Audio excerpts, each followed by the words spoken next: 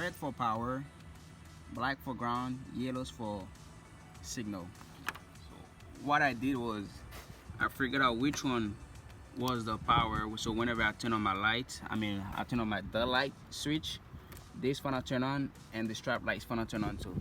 So for the power, it's gonna be the second one on the bottom, and then for your signal, it's gonna be the first one. And then the same goes for this side and the same one on that side too.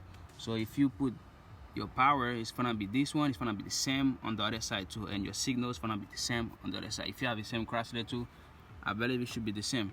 So that's all you have to do. And then for my ground, I just take my ground cable, I just plug it straight to my negative of my battery. That's how you could do it. Unless if you wanna do it another way, there's another way you could do it too. So that's mean whenever you start your car, it will turn on. You could just use the red wire and then plug it to one of the fuse